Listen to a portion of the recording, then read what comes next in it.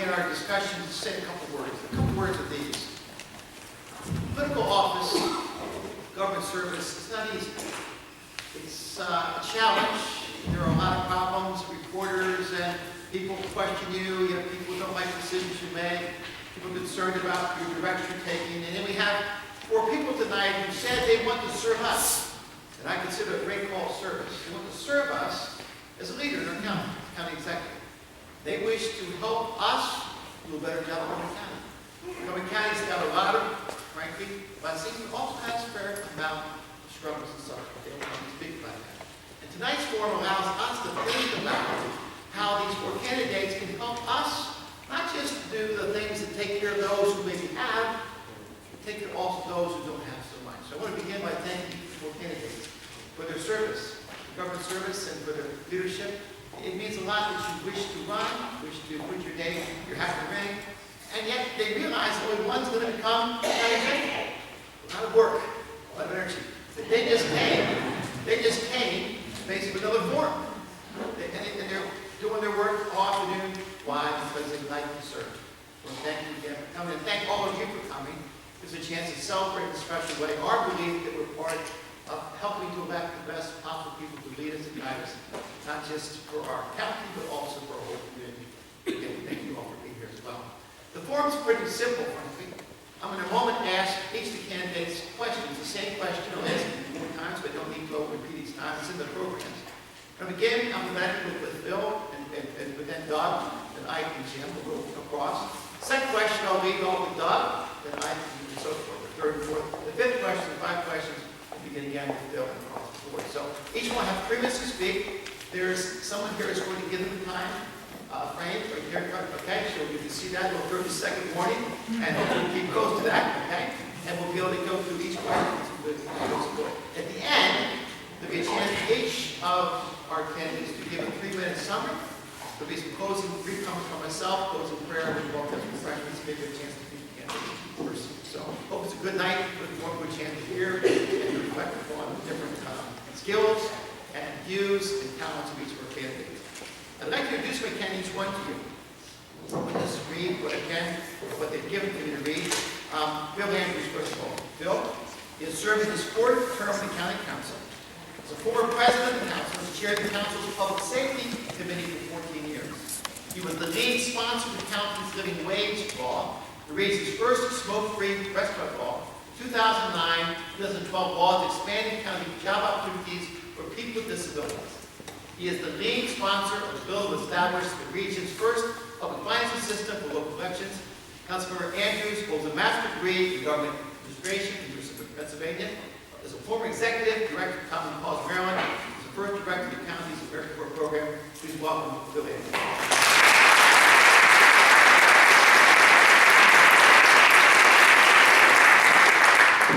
Doug Dunn has dedicated his life to public service, growing up with 12 brothers and sisters in Twin Brook. His mom taught him that public service was the second highest calling in life behind that of the Catholic Church.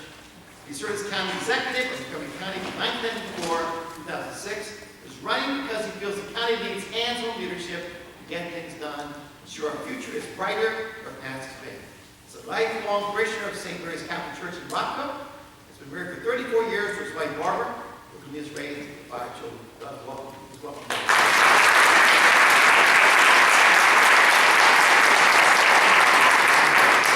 Ike Leggett, Montgomery County Executive, in his 2nd term in office and serves as President of County Executives of America, the incoming President of Maryland Association of Counties. Previously, he was elected to the County Council 4 times to chair the Democratic Party. Ike Leggett holds 4 degrees, including a BA, an MA, JD, and Master of Law, was a captain in the Army, served as a White House fellow.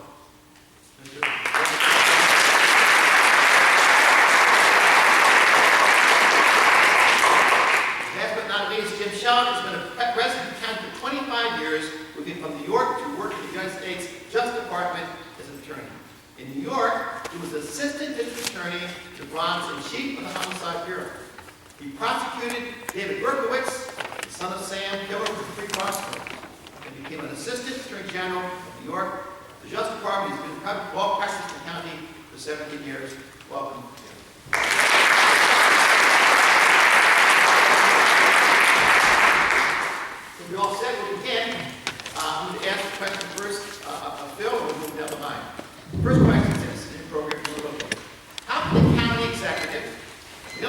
Resources on the commitment to retirees and public servants, but at the same time responding to the needs of a poor and vulnerable population.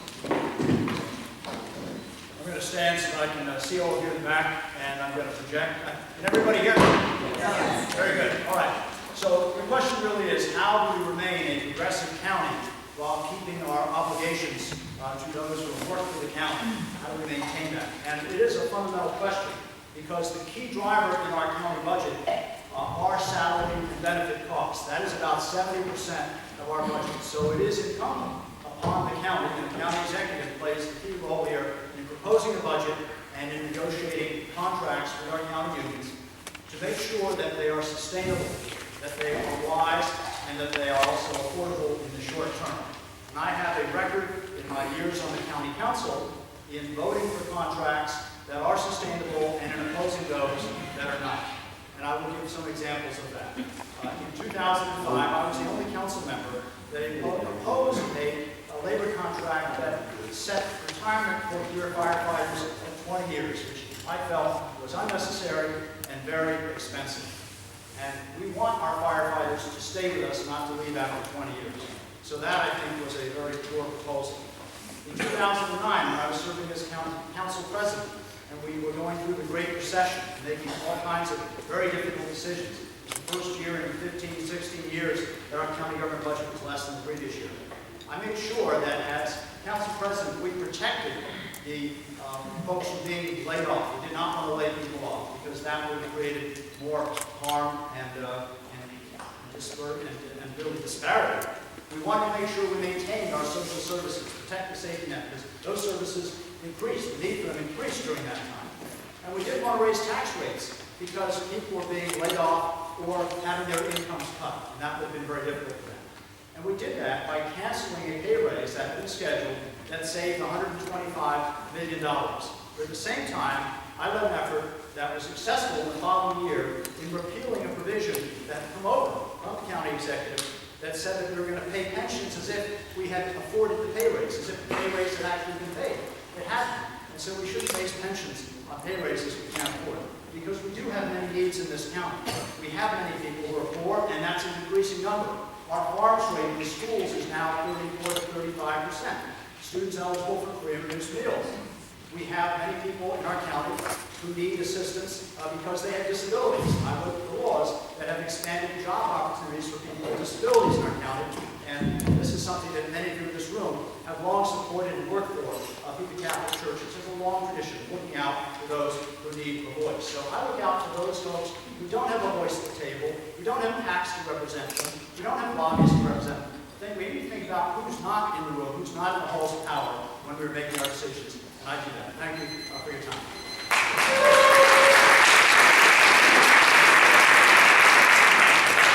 Good question again. How can the county executive, with limited resources, honor the commitment to retirees of public service while at the same time responding to the needs of poor and vulnerable population? Well, John, thank you very much. Thank you all very much for coming out tonight. I see a lot of my friends actually in Montgomery. So it's great to see you, and it's great to see everyone else here. I will go in a plug for St. Mary's School, not just St. Jude. I went to St. Mary's School, all my kids did. It's a great place to go, just a little bit down the street here. So, anyway, I grew up here. I grew up right down the street in Twin Brook. Here's my road. And I love growing up here. I love living in Montgomery County. We're a wonderful community. And one of the things that I think makes us so special is that we are a truly compassionate community. We have worked very hard to reach out to those less fortunate, to use government resources in partnership with Catholic Charities and Jewish Social Services and a lot of other nonprofits to try to help make people's lives better. And then what happens sometimes, though, is that as the economy goes south, you've got challenges in terms of how do we keep our support for the most vulnerable, for those who need our help the most, and keep a competent, well-qualified workforce at the same time, which is really part of the question. And I really think that we need to focus on growing jobs in this county. We need to grow the job base, we need to grow the tax base in this county so that we can continue to do some of the things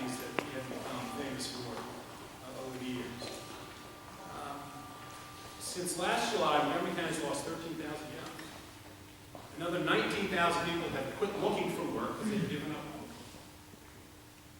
That's 30,000 jobs is the worst in the state of Maryland. I remember when Montgomery County used to be the economic engine for the state. We led the state with job creation. So we need to focus on that. Because to me, the best social program is a jobs program. Help people get work. Help them improve their lives.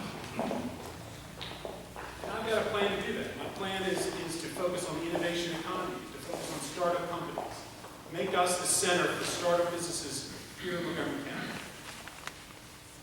Help those companies grow and succeed and add jobs. We need to focus on the technology industry, biotech, cybersecurity, a lot of other things. We can do a lot of that to help provide good paying jobs for the people in this community. And we need to focus on town center development, redevelopment.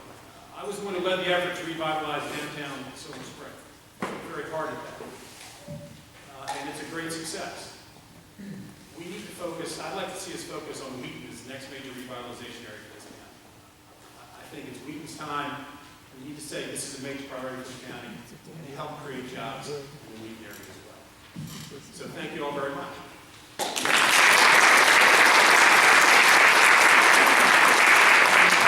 Thank you, Doug. Thank you. Same question. Repeat again. After the county executive, limited resources on the commitment to retirees and public service, while at the same time responding to needs for poor and vulnerable populations. Well, as county executive, having served in the worst economic time since the Great Recession, I've done just that. I did it following. One, by establishing priorities. A, to ensure that we would fund our school system, public safety, and help to the most vulnerable in Montgomery County. So the first way you do it is by priority. The second way you do it is by balance. If you look at the budgets of the last few years, fight the fight. When I came in, the budgets were simply unsustainable. This was before the onset of the recession. We reduced 10% of the entire workforce. We furloughed employees. I even furloughed myself. We eliminated COLAs for 4 years. We changed the pay scale for 3 years. We reduced the level of contribution from the county for health and for retirement for our employees. Did all of those. And in some areas, we scaled back. We scaled back to ensure that we had the balance that we just described. As a result of that, we were able to fund more programs for the most vulnerable in Montgomery County, more agencies within Montgomery County over the last few years. And we did so in the midst of the worst recession since the Great Recession in the history of this county. So it's not a question of whether or not you can. I've demonstrated that we have in fact done it. But we should not stop it, because the best way to ensure that we not have this problem is to try to avoid it in the first place. And we do that by looking at the right jobs. We do that by empowering people. We do that by training to ensure that we do not have as many people who are as vulnerable. We have not, in any shape or form, provided a great deal for our employees. In fact, the employees of this county said to me repeatedly that Mr. Leggett, we probably solved the difficult budgetary challenge of $3 billion of budgetary cuts on the back of the employees. If you look at what they've received over the last 6 years, it would probably average about 1.2% per year. That's the average of their salary increases once you take in all the things that have happened to them, plus the things that we provide. I did this by balance. I did this by setting the right priorities. And as a result of all of that, we have, in fact, moved this county forward. But there's a great deal of work yet to be accomplished, and I want to accomplish that. Thank you.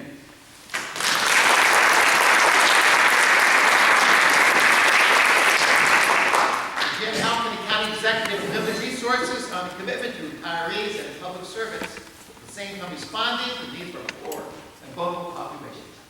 Well, first, I want to thank you very much for inviting me. As the Republican candidate, I'm not invited everywhere. So I really appreciate the opportunity to be here. It means a lot to me. The two words in the question are the two words that I want to eliminate. First of all, as county executive, I believe there's an absolute obligation to take care of the most vulnerable and the people with the most hardships. That's our obligation as a society. So how do we do it? We do it by getting rid of the two words in the question: scarce resources and limited resources. We get rid of the words scarce and limited. We're one of the richest counties in the world. Why should we have questions with scarce resources? We have to raise our revenues to support the vulnerable and the sick and the needy.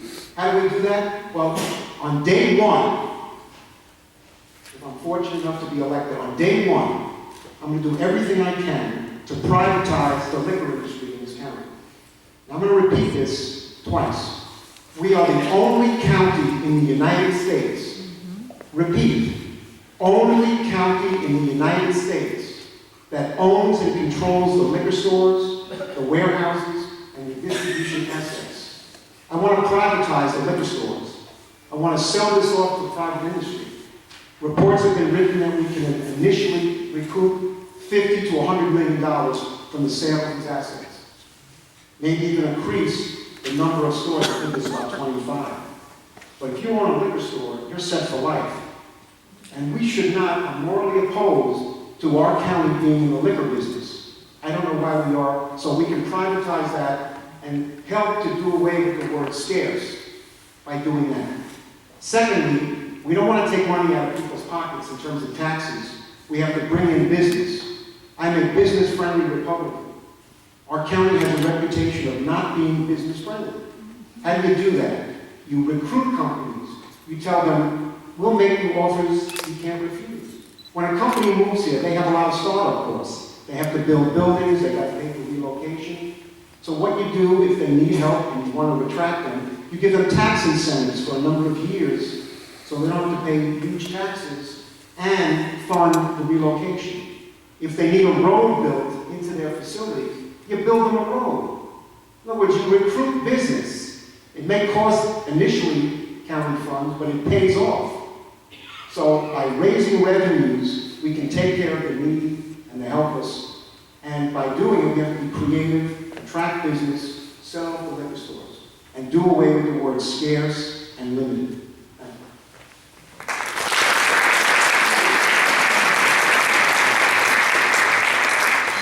you. Next issue is affordable housing. We begin this question with Doug.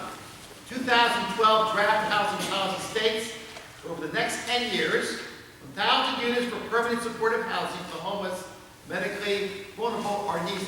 What can the county executive do to ensure these affordable housing units become? Well, John, thank you. Affordable housing is something that's very near and dear to my heart because it's why I first ran for public office. I grew up in Rockville, as you heard, with my 12 brothers and sisters, 13 of us, in a house in Twin Brook. The good news was when the baby was born, the oldest one was moving off to college, so we had some extra roof there. I love this county. I love Rockville. I wanted to stay here. I wanted to raise my own family here, but I couldn't afford to buy a house in Rockville.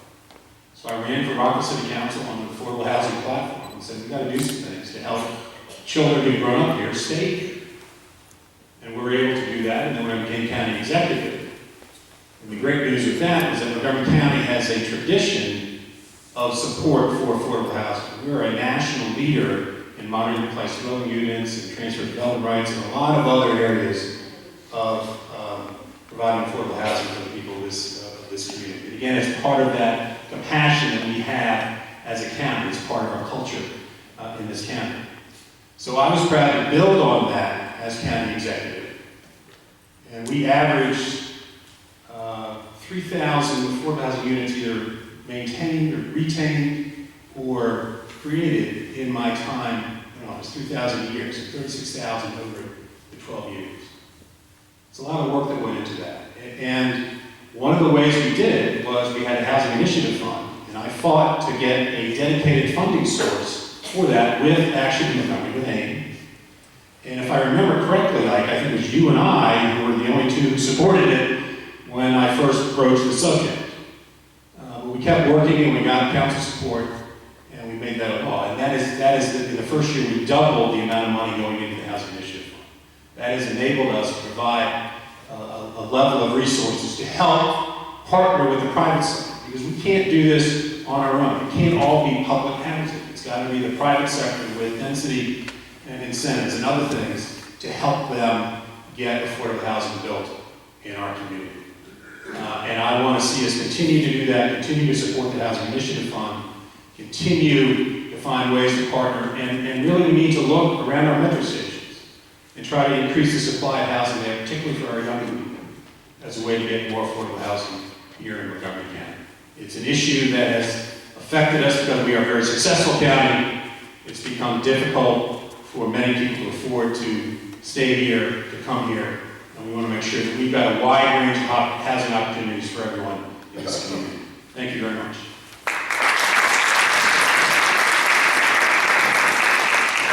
I'd like again to answer the same question. The 2012 draft housing policy states that over the next 10 years, 1,000 units for permanent supportive housing for the homeless, medical people are needed. What can the county executive do to ensure these affordable housing units become a reality?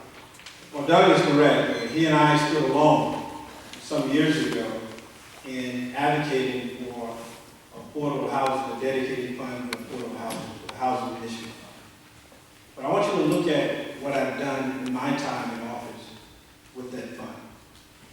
I decided that the approach that we had was too limited, that we need to find a way to increase significantly the amount of resources that we put into affordable housing. And as a result of the creative way in which the bond finance affordable housing, the amounts of monies that we've provided over the last 7 years is $320 million into our housing fund. We've been able to leverage that at over $1.3 billion. And as a result of that, today, we've been able to complete 12,000 affordable housing units, and by the end of this year, we'll probably exceed 15,000. Why was that so successful? A, we had the money, we had a dedicated fund, and one of the few advantages that we had in this very difficult market, as the housing stock and the price went down, Montgomery County, along with our partners in the private and nonprofit sector, were able to step in and to get many of those houses and provide affordable housing for.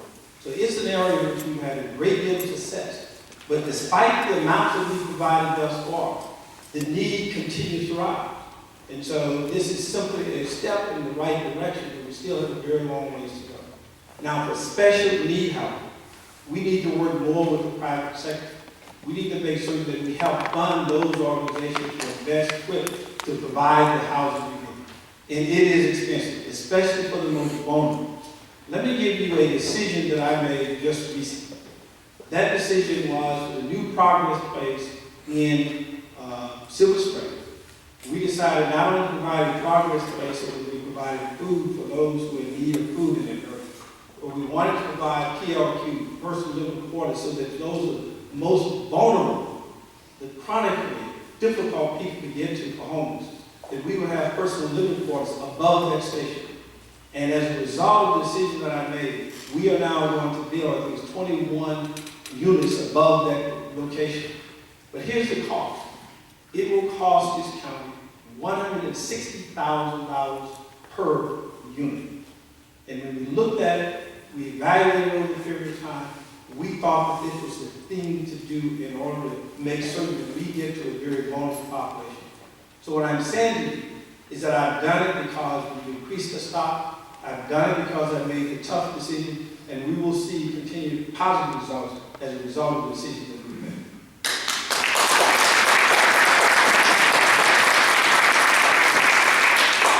Again, the question, the 2012 draft housing policy states, in the next 10 years, 1,000 units for permanent supportive housing for the homeless and medically vulnerable are needed. What can the county executive do to ensure these affordable housing units become a reality?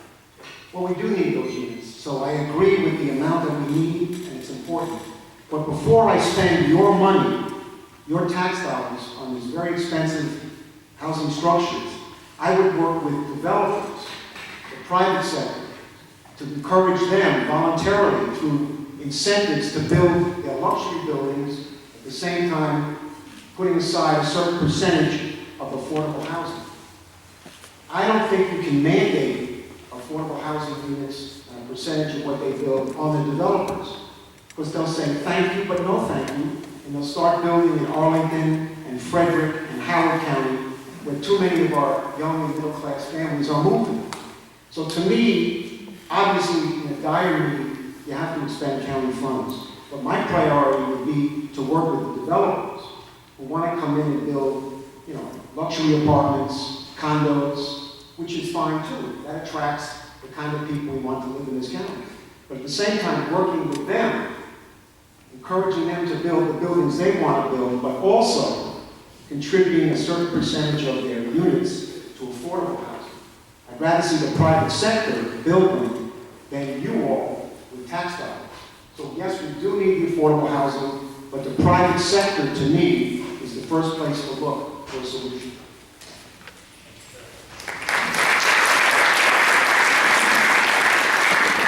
Second question for Phil. The 2012 draft housing policy states that over the next 10 years, 1,000 units for permanent work housing for the homeless, medically vulnerable will be needed. What can the county executive do to ensure these affordable housing units become a reality? Well, there are many things that the county can do, and there are many things that the county has done to advance the need for more affordable housing. In 1998, when I joined the county council with my colleagues who came on at the same time, Steve Sobelman and Derek Belage had been serving for some time, we proposed a doubling of the Housing Initiative Fund, which was then at about $2.5 million, and the council increased it to more than $5 million. And now it is approximately $50 million. So the county council, the county executive have all done a lot to improve the amount of funding for the Housing Initiative Fund. Now, I do disagree with my colleagues on a dedicated funding source, and I've had this discussion with my friends in Maine as well, because I don't want to put the government on automatic pilot. I don't support dedicated funding for the school system either. I don't want to see dedicated funding for the police department, for the fire service. I want to have dedicated legislators. That's what we really need, making good decisions and having the freedom from year to year to make adjustments when the times call for it, when circumstances change. But if you have dedicated legislators, there's no obstacle to getting the right amount of funding that you need. Now, we're meeting all the need that we have for affordable housing. There's clearly a lot more need than we are able to meet on a year-to-year basis. Part of it is we're fighting the market.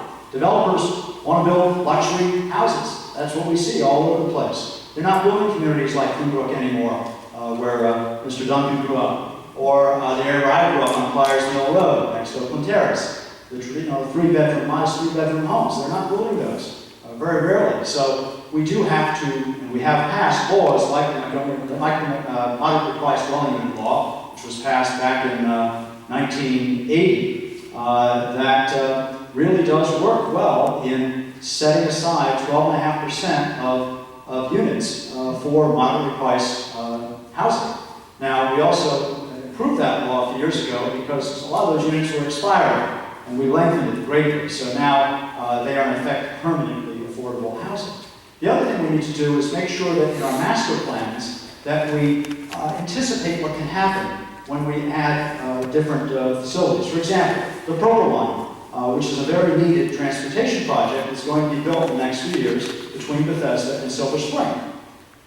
We were considering the Long Branch sector plan recently at the County Council, which is that area near Tacoma Park, Honey Branch Road, that area. That has a lot of affordable housing. Now, it's not affordable housing by law, it just is naturally occurring because of the age of the units. Now, we felt, and I think we had good reason to think so, that if we didn't protect that and not change, we were urged to change zoning on it to allow it to be torn down and allow for a lot more density. We said no, because if we did that, we knew what would happen is we get luxury housing replacing it with high-end housing that would drive out a lot of the tenants that are there now. So the first thing we need to do is make sure we protect what we have. Thank you.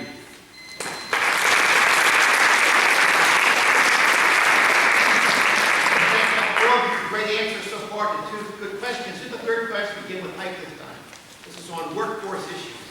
How can the county provide for more educational opportunities and skills training for low-skilled, older, or underemployed workers so they can qualify for better jobs with higher income?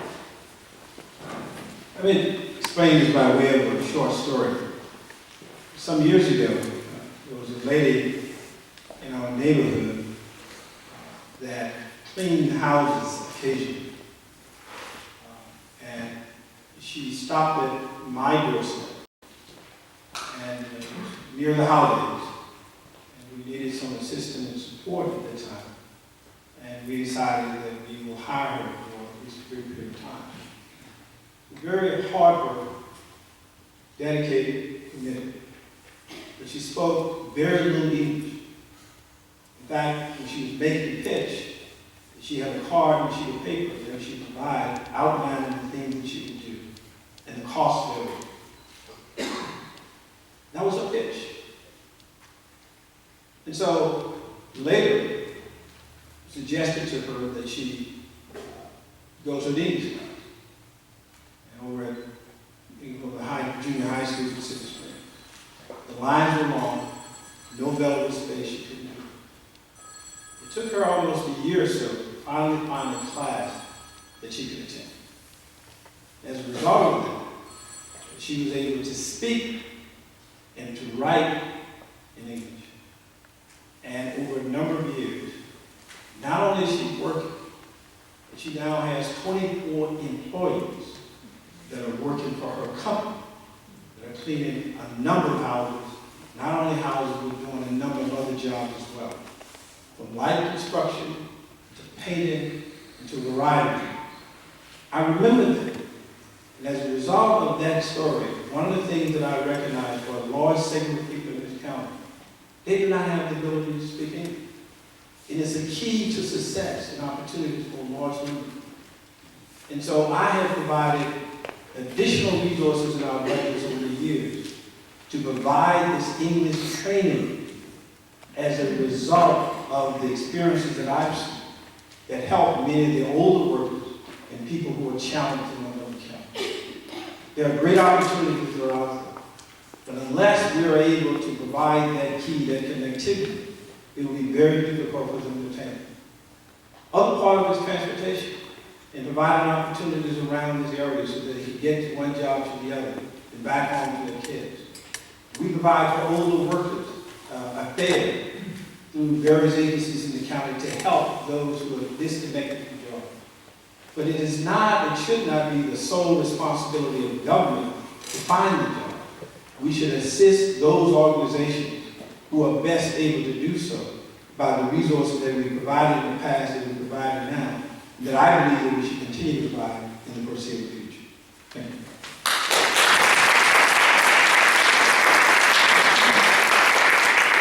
Same question for Jim. How can the county provide more educational opportunities and skills training for low-skilled, older, underemployed workers so they can qualify for better jobs? Well, we have the facilities to do it. We have the teachers to do it. To me, it's a matter of priorities. The county budget is almost $5 billion. That's with a B, dollars. I think we're bigger than like 6 states. Did you tell me that? Yeah. We're bigger than 6 states. Our budget is $5 billion, and the education part of that is approaching half of that. So I don't think it's pouring more money into this. It's a matter of allocating priorities. I think we have to take a look at the administration, the Board of Education, because every time I drive by, you like this, Yankee Stadium? Every time you drive by the Board of Education, it's the parking lot like Yankee Stadium. There's more cars there than anywhere in the county. So I think we have to look at the administrative costs carefully, and the fleet of cars the county has, and how many junkets and conventions they go to, how many credit cards the employees have. I mean, I don't want to sound like a Grinch, but $5 billion out of your pocket, that's a lot of money. I don't want, if I'm elected, I don't want the budget to be $5 billion and $1. I think we spend enough, we have the money, we have the facilities, we have the resources. It's prioritizing what we spend it. It's spending it on teaching people new skills, the jobless, that's a priority. More than administration, more than cars, more than conferences, more than credit cards. That's what we have to look at first.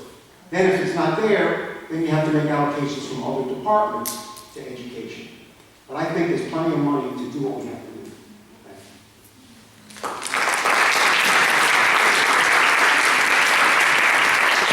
Thank you. The same question. How can the county provide more educational opportunities and skills training for low-skilled, older, underemployed workers so they can qualify for better jobs with higher income? This is a huge issue, not only in our county, but everywhere in the country. One of the great things about our country is we really are the land of second chances and third chances and sometimes more chances than that. So people really do have the ability to go back and get retrained, go to school, go back to college, and get that training they need to retool their skills. We have some amazing institutions in our county that do that. Montgomery College is perhaps the best example of that. Montgomery College is one of the best community colleges in the entire country. We have tens of thousands of people that go to Montgomery College every year. Many, the average age is 26 or 27, many are older than that, a lot older in many cases. So the college is a tremendous resource for training, for underemployed or unemployed or folks that are going back to get new skills. And a lot of, I will say, Jim, a lot of the parking lot at Carver is Montgomery College, because the MCTS does lease it out to them. So just, I'm not an apologist for the school system, but that parking lot is full because the college uses it too. I do think that Montgomery County Public Schools needs to do a lot more to expand opportunities, career educational opportunities, more internships and externships and apprenticeships, so that for those students, and there are many, there always have been many students. I went through Montgomery County Public Schools, I went to Einstein High School. At least 30% of Montgomery County Public School students never went on to college, and it's probably going to be higher now, a little higher at least. And so I think it's important for the school system to provide more opportunities that are non-traditional or that are toward the trades or toward computer coding, things like that, that will enable students when they graduate from high school who are not going on to college to be able to support themselves and get a good job and be successful. I also want to include our prison system in this equation, because our prison system does a great job in doing its best to ensure that people who are jailed in our prison, they're all coming back out in the community because they're serving short terms, are successful and want to go back. We want it to be truly a one-stop for folks who go to jail. And those are people that we need to care about as well. And I'm proud that our prison system is called the Correction and Rehabilitation Department. And it takes those missions both very seriously. We have one of the finest systems in the whole country. And I urge you to visit it to see, and maybe you already have. So those are the sorts of things that we need to do to provide opportunity for older, unemployed, underemployed folks in our county.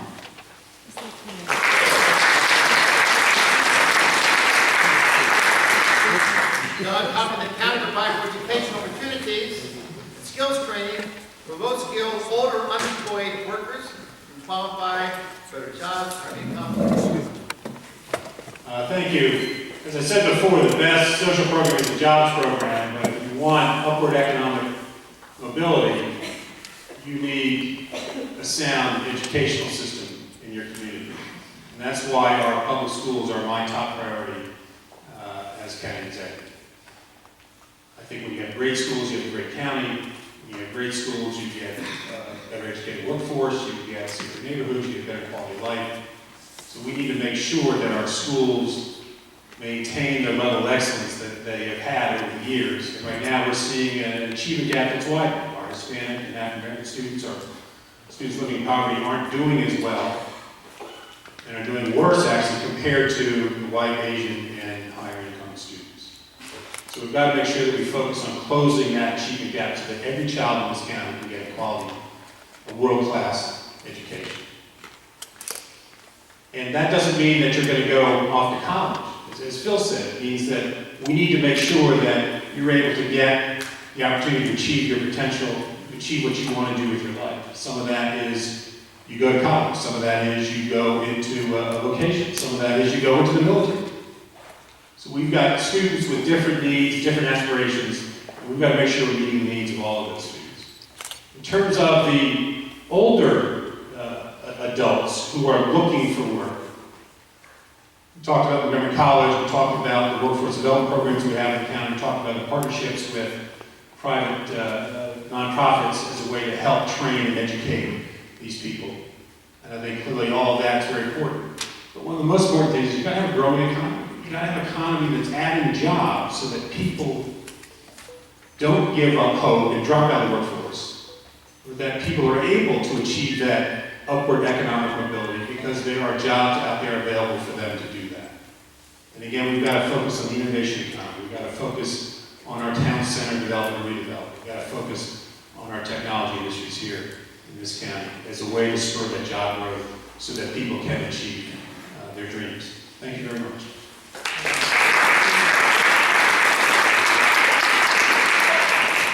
Fourth question concerns funding for mental health development disabilities. I'm start with Jim. Acknowledging the defined constraints of the county's budget, have you prioritized available dollars to provide for the most vulnerable citizens who are in need of support in the form of supplements for housing, tax relief, after-school programs, matching state funds for people with disabilities? That's an excellent question. And as I said earlier, I'm sure we all agree, providing for the most vulnerable and the needy is an obligation of society, and that's certainly a priority for me. In terms of the last part of that question, we are the richest county in the state. We give the state a ton of money, but we don't get our fair share back. So I would fight the leadership in Annapolis to get more money back from what we send in tax dollars. So that's one part of it. The second part is somewhat repetitive to what I've said earlier. It's a matter of prioritizing and coming up with the resources to give this a priority. If you have to cut funding in non-essential services, you do it. This is a priority, the most needy and the most vulnerable. So you have to cut spending in areas that are not as important, unfortunately, and you have to do away with those two words again, scarce resources and limited funds. In other words, we have one of the richest counties in the world, and all these questions are prefaced with the preamble that how are we going to do this because we have scarce funds. So the key for me is to do away with the word scarce. Let's privatize the liquor industry. Tens of millions of dollars we get right away. Attract businesses with high income earners. Let them bring 300-400 employees into the county and build up our tax base. So we have to concentrate. This is a priority. So that side of the coin is done deal. We have to take care of these people, we will. But how do we get the money? That's my priority. I don't want to take it out of your pocket. There's some groups that want to bring professional sports into the county. There's a group trying to bring in arena football. And I've heard rumblings that there's a group that wants to bring minor league baseball into the county. So let's think big. Let's bring in revenue enhancing businesses, sports. Let's look at how we can do this without raising the taxes.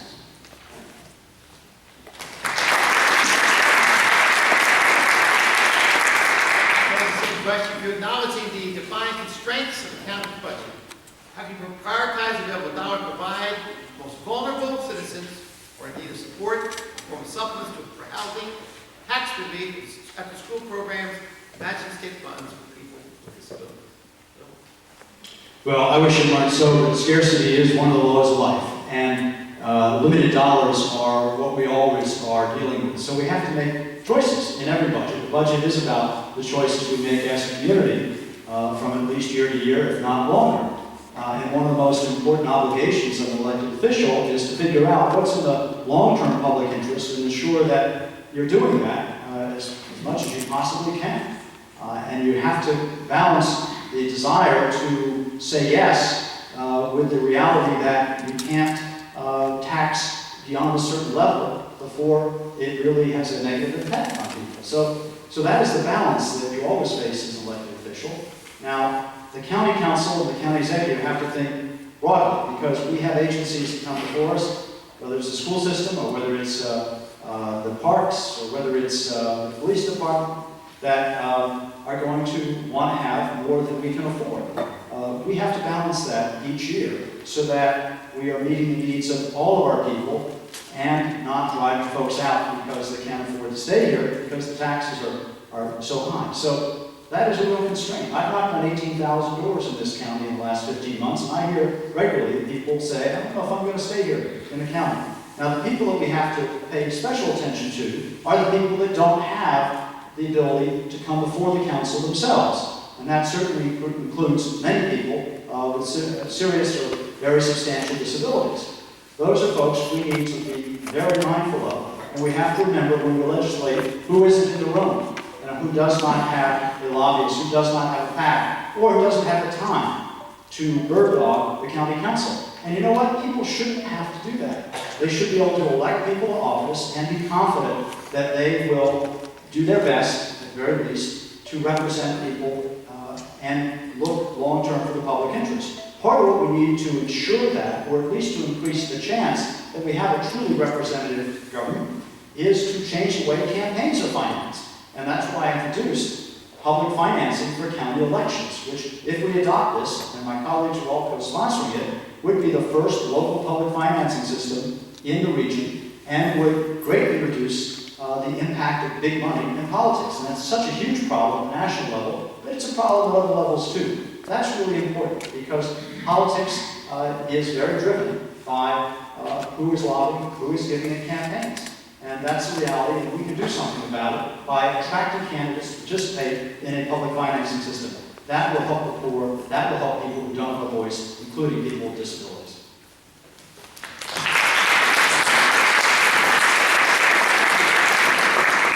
Question: acknowledging the fine constraints in the county's budget, how can you prioritize the available dollars to provide for vulnerable citizens who are in need of support in the form of supplements for housing, tax relief, school programs, matching state funds for people with disabilities? Thank you. This is another issue that's it's been very personal. I was very proud to have been county executive for 12 years previously, very proud of the work that we did together to rebuild Summer Street, to build Stratford Hall, to renovate Glen Echo Park, to get more money to the state for transportation, for school construction, for school operating budgets. We did a lot together. So I decided to run for governor in 2006. And as I like to say, not so funny thing happened to me on my way to Annapolis. I was diagnosed with major depression. And I call it my 2 years of living in hell. Excuse me. It was by far the worst part of my life. And I'm here today because I reached out for treatment and said I need help. And I got the treatment, and I'm much healthier than I have been in a long, long time.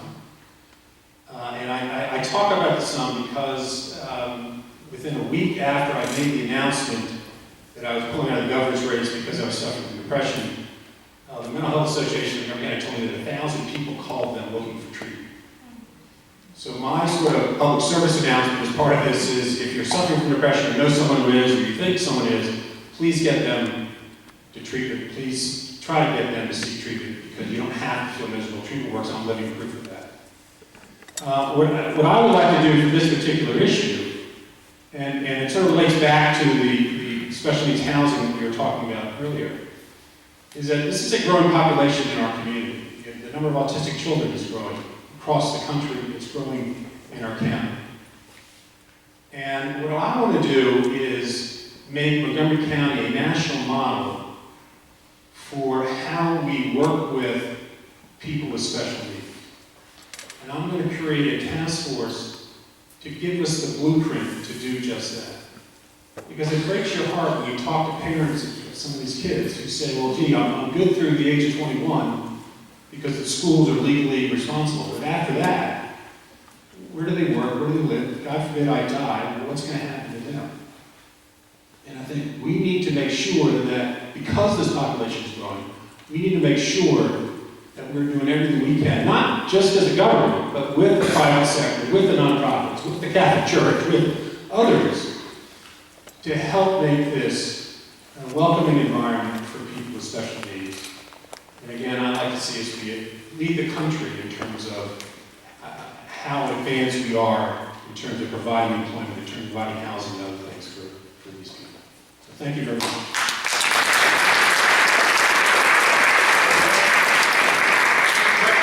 Acknowledging the defined constraints of the county's budget, I can prioritize available dollars to provide for the most vulnerable citizens who are in need of support for supplements for housing, tax relief, after-school programs, and state funds for people with disabilities.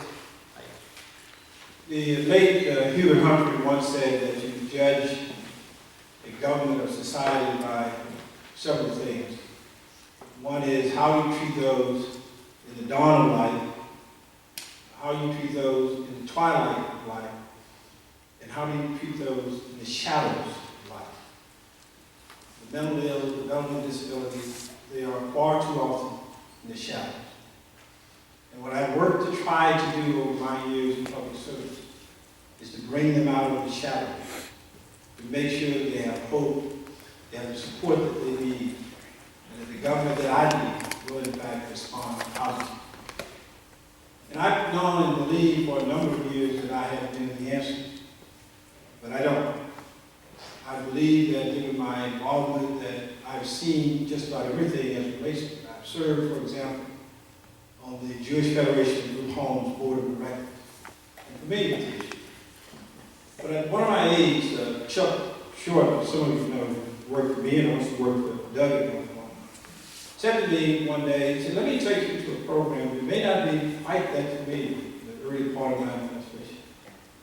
It was to the Potomac Resource.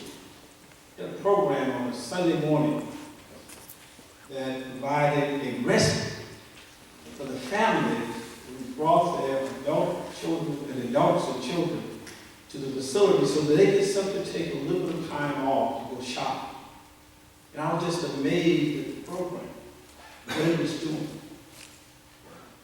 Chuck said to me some other times, there's a program over at NIH that deals with people who have special needs, and that they are hiring people there to make a difference.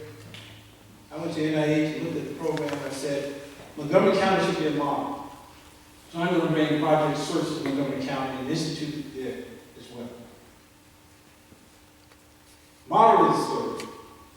That every time Chuck says to me, come go visit someplace, I now said, well, before I go, what is it going to cost me? But he's been correct in opening my eyes to even further needs of this county and expanding the resources that we have in order to help. We've done a great deal in Montgomery County, but there's still a great deal more to go. My objective is to bring those out of the shadow, to help the families, provide the hope and expectation that they need in order to have a much more productive life in our county. And I think that we can do that.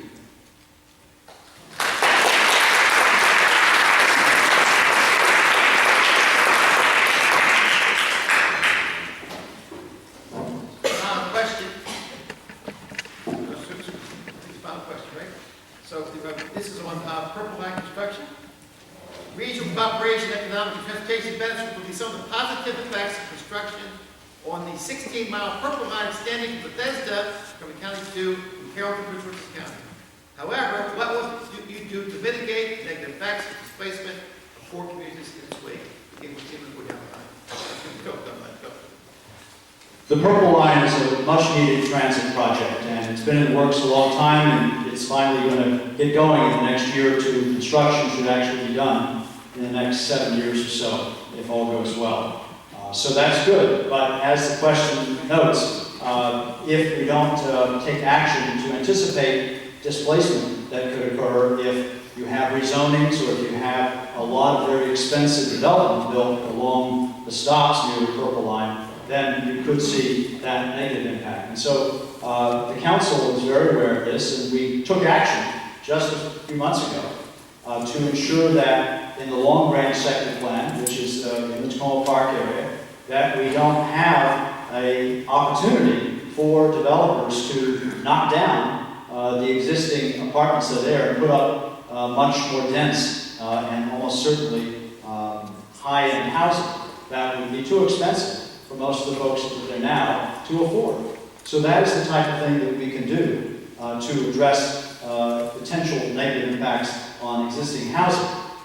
There are some businesses that are concerned as well. The construction is one of the issues, disruption that can occur while the line is being built. And so we do need to work very closely with the state, which will operate the Purple Line, to make sure that as much effort as is done as possible to avoid disruption to businesses that are along the line that could see their business hurt in the interim, and it could be a long interim.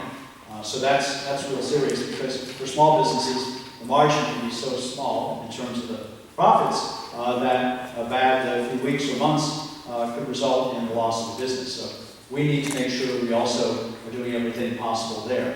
But transit is ultimately going to be very beneficial for people who are poor or who don't have a car, can't afford a car. So transit is something that we should be proud of what we are doing.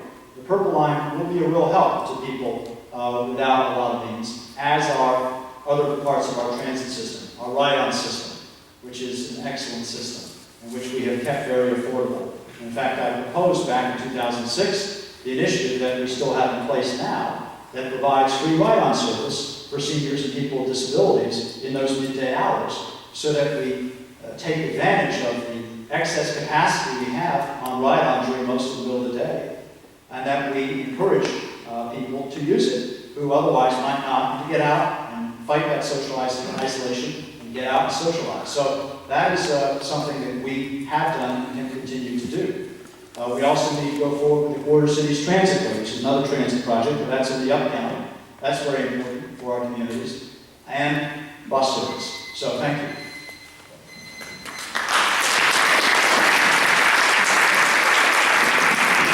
Cooperation, economic and transportation benefits will be some of the positive effects of construction of the 16-mile Purple Line extending from Bethesda, Montgomery County, to Carrollton, to Georgia County. However, what will you do to mitigate negative effects of displacement of poor communities in this way? Well, we do have severe transportation problems, traffic congestion problems in our community and in this entire region. And I think we need an all-of-the-above approach to help solve that. The Purple Line, Quarter Cities Transitway, bus rapid transit. I think we need express lanes up 270 as a way to help relieve some of the congestion. I think we need more hyperbike trails. I'd like to see us have an annual goal of designated bike lanes added each year to the county to help people get to where they want to go. The question, though, about the Purple Line, really, it's a much bigger question, I think, than just the Purple Line. It's how do you deal with change in the county? How do you deal with revitalization? How do you not sort of throw people out of places they've been for years as you are undergoing this? The Purple Line will be, once it's done, will be a huge benefit to Montgomery and Prince George's County. It will make life easier for an awful lot of people. And our challenge is to make sure that, again, we're not forcing people out who lived in these communities for years because of the coming of the Purple Line. In Silver Spring, when we rebuilt Silver Spring, it really was a bunch of vacant, boarded up buildings in downtown Silver Spring. We were able to tear it down. The strength of Silver Spring were the neighborhoods that surround it. But we're going to have the same challenge as we revitalize Wheaton. Because the strength of Wheaton really are the mom and pop shops, restaurants and stores that are there, that you want to make sure stay there. And some of the neighborhoods around the downtown are vulnerable. So it's a different sort of approach than what we did in Silver Spring. But it's the same question of how do you make sure that you are being fair to everyone involved and that you are working as hard as you can to let the people who've been there through the bad times, the tough times, enjoy the good times when they come. And again, that's got to be a priority, not just for the Purple Line, but the relocation and assistance we provided when we rebuilt downtown Silver Spring, what we need to do in Wheaton as well is something that's going to be a priority for me. So thank you all very much.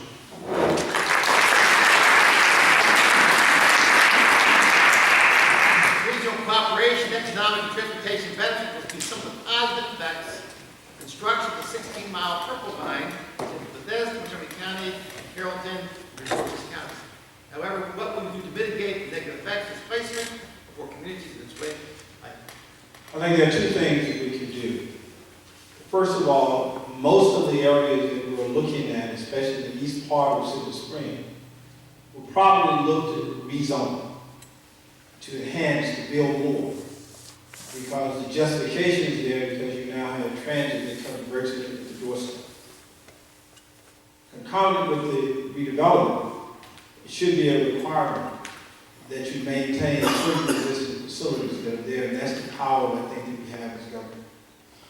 If you're not going to do that, then the ability for the small mom and pop stores to resist the increases and those who want to upscale their properties will be so immense, it'll be very difficult to resolve.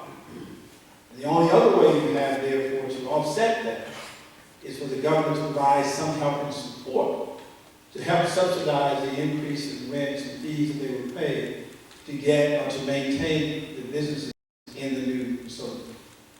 That's a hard proposition. I favor the former as opposed to the latter, because the cost on the latter would be so immense that it would be very difficult given the number of businesses. We're talking here of a 16-mile junket here from one end to the other. And the number of businesses and commercial establishments that are staffed that are impacted on that route would be too much for us to simply subsidize. We can't help during the period of construction, but long term, we cannot afford subsidization. Therefore, the agreements must be made at the time they look into rezone in order to protect those businesses therein. Short of that, we will lose an awful lot in those areas. And there are plans on the way now to make certain that we can do precisely that. But it has to be clear, it has to be firm, and that we have to act with purpose and authority to protect those businesses and developers. Otherwise, subsidization will not get it, and you will have people who are very satisfied who are going from one end to the other. The many people in between who live there will be so negatively impacted that they will have to move. And we should try to avoid it.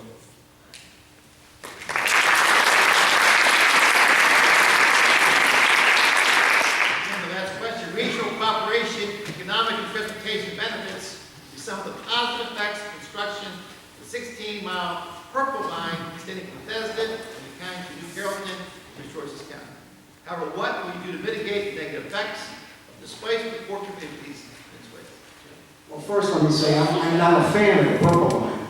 You know, 16 miles from Bethesda to New Carrollton, I don't know if that's the panacea to our bumper-to-bumper traffic.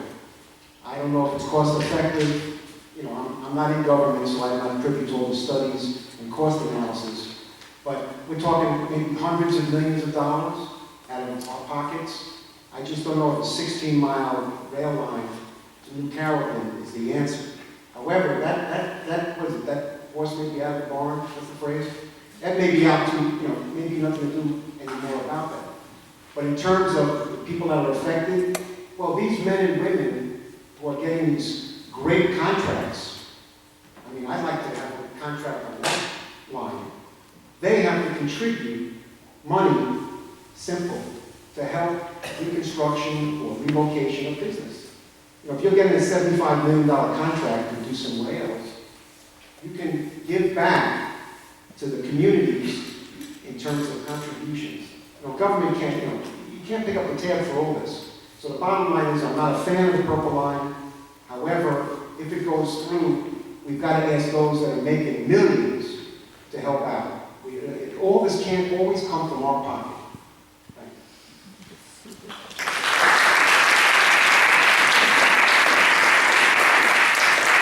Both would agree that our four candidates have done an excellent job of dealing with 5 questions, and now I have a chance, each of them, will follow the same order if we can again, to give a 3-minute kind of closing statement, what they want to say to all of you before they complete the evening. Begin again. Doug and move down the line. Well, good evening again. Thank you so much for being here. Father John, thank you so much for moderating and hosting the event. Thank you to St. Jude's as well. It's an honor to be running for county executive. We live in a wonderful, wonderful community.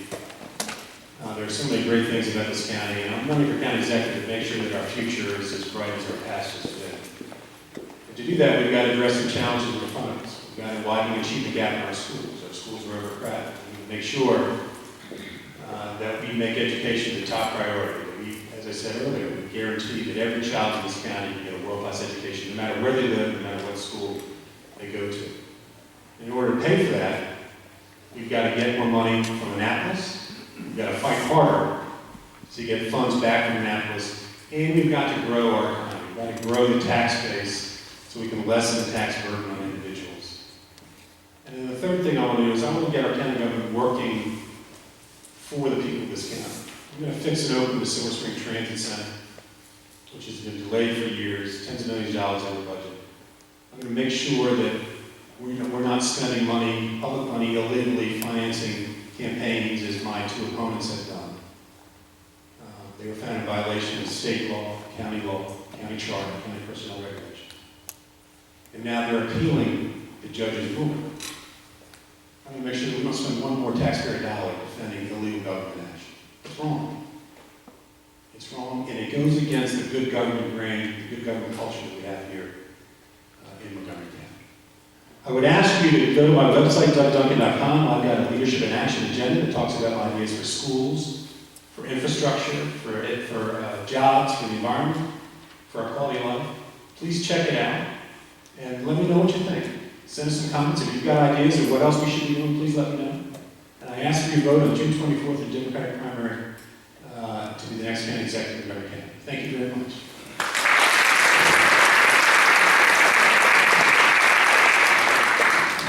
I've not had the luxury of governing the good times, the real time, the difficult time.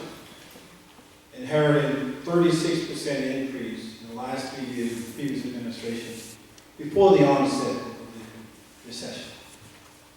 As a result of my leadership and the work of the last few years, right now today, we've governed this county through the worst of these economic challenges.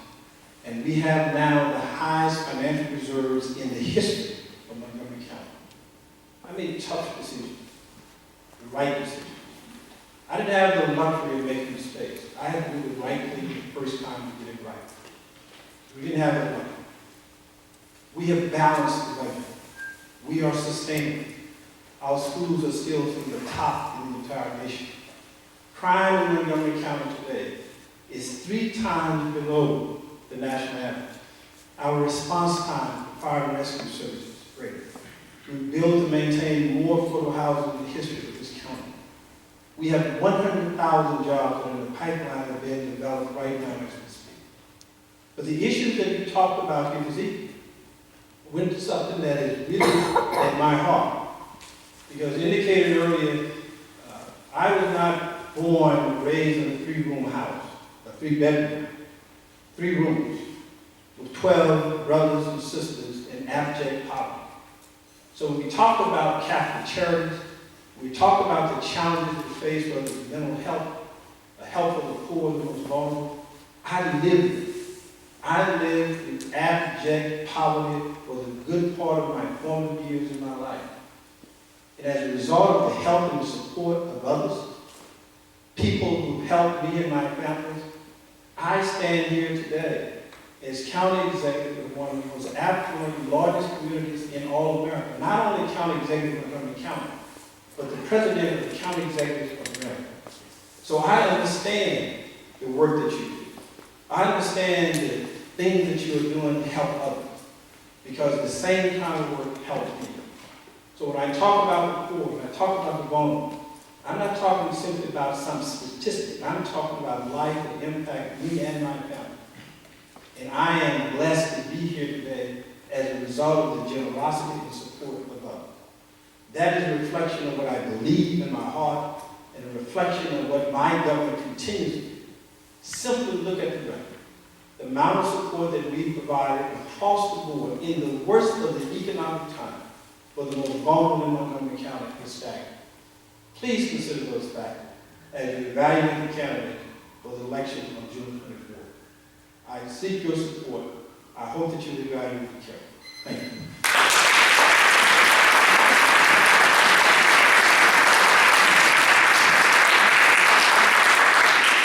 Again, let me say thank you very much for allowing me to be here. It really means a lot to me. As you heard, I moved here 25 years ago to work in the Reagan Justice Department. Before that, I was a prosecutor in New York and the Bronx, chief of homicide prosecutions. I prosecuted the son of Sam. And because of my background and the evil that I saw, my priority is public safety. Period. These other issues are very important. But I would wake up every day, if I was honored to be a county executive, with public safety on my mind. Every week, we see a horror in school around America. I never, ever, ever want to see a CNN helicopter over any of our schools, or reporters grabbing, distraught parents, running to schools to see if their child was shot by some monster. I propose at every one of our schools a uniformed police presence and a uniformed marked cruiser at every school. For the safety of our children, our teachers, and our staff. I hate to say it. I wish we didn't have to do it, but in today's world and being a bedroom community of Washington, D.C., we're vulnerable. Everyone in this room is vulnerable. This beautiful church is vulnerable. There's evil out there, and we have to be ready for it. I hate to say it, but it's true. Second, we have over 10,000 students being taught every day in boxes. They call them trailers or learning cabooses. There's different names, but they're boxes with no bathrooms, no temperature control often. I want to eliminate that. We're one of the richest counties in the world. We're going to get our kids out of trailers into classrooms. There's no excuse for that in this county. I want to privatize the liquor industry, bring in some revenue, bring in big business, big bucks, meet with CEOs, make them deals they can't refuse, so they don't go to Virginia. That's what I want to do. So money doesn't have to come out of your pocket. Now look, I'm the Republican candidate, and I'm the underdog. No question about it. There's 125,000 of us, Republicans, 345,000 Democrats. So whoever wins the Democratic primary is a huge favorite. I just ask you to consider my candidacy and my running mates on the Republican ticket, because one-party rule is not good. I would say the same thing in Kansas, where it's all Republican. But I'm a Republican here. So I say it here, for personal reasons. But one-party government is not good. We're never going to get answers about the Silver Spring Transit Center from the all-Democratic County Council. No. We're only going to get answers with a federal grand jury subpoenaing records and people to see what went wrong over there. So I've called for that.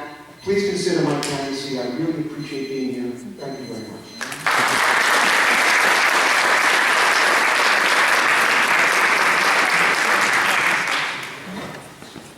Thank you all for coming out. Thank you to Catholic Charities and to the Justice and Advocacy Council for sponsoring this, and St. Jude's for hosting.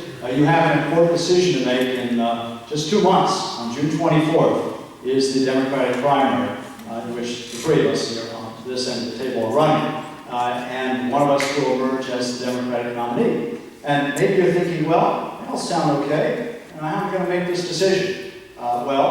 You will decide that, of course, in terms of what's important to you. But I want to describe some differences, because there are differences. I'm the change in this race. I'm the only candidate running who does not accept any campaign funds from developers or political action committees or unions or corporations. That's not because I think they're all bad, but it is important to have independence in elected officials, as well as experience, which we all have, and vision. Because if you don't have independence, you can't make those tough decisions that need to be made to balance the budget in a way that allows you to have the funds for the progressive causes that we want. Now, there are a lot of things that we need to do differently in this county. The county executive is the person who negotiates contracts with developers and with our county unions. And I ask you, do you want that person to be independent of the groups they are negotiating with on your behalf? Or would you prefer that they be funded by them? I think that question answers itself, and I'm the only one that is independent of the groups where most of the budget dollars go. 70% of our county budget is salaries and benefits. If we don't do a good job of making sure those costs are reasonable, then everything else gets squeezed out. What gets squeezed out? Programs for the poor, aid for the development of disabled, library hours. Now, here's a specific change that I'd like to make, and we could make this year. You know what percentage of our county liquor stores are open on Sundays? All of them. What percentage of our county libraries are open on Sundays? Less than half. Wouldn't it be better if all of our county libraries were open too? Shouldn't they be just as accessible as our liquor stores? Well, that's something we can do, and we can do that in this budget. But those are the sorts of things we can do if we spend money carefully. Now, just a month ago, the Washington Post wrote an editorial which described Mr. Leggett and Mr. Duncan as profligate spenders in the budget. And they took them to task for that. And they pointed out in that editorial that I had stood up and voted no when interest groups were asking for too much. Because if we don't say no when interest groups ask for too much, we won't be able to say yes to the progressive causes that we support. adequate funding for aid for the poor, for services for people with disabilities, for expanding public services to all of our people. Those are the choices that we have to make as a community. I have the independence to do that, I have the experience to do that, and I respectfully ask for your vote in the Democratic primary on June 24th. Thank you very much.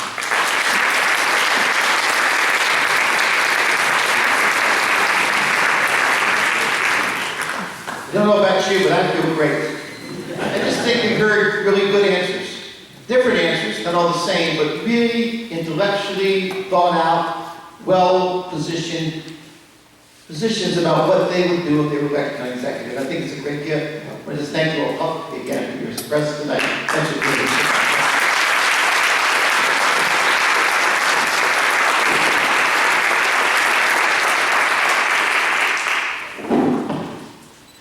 If I could just take about 2 minutes. You know, I work with Catholic Charity, that's my job. And if you heard those questions, I should have written them myself. They weren't my questions, by the way. They were the Justice Peace questions. But think about the categories we mentioned and how it would affect what I do with Catholic Charity. They mentioned the vulnerable populations, the poor people. Mentioned housing, the homeless, the medically vulnerable. They mentioned opportunities for education opportunities for low-skilled, older, unemployed workers. Talked about providing the most vulnerable citizens who are in need of support, supplements for housing, tax relief, and school programs.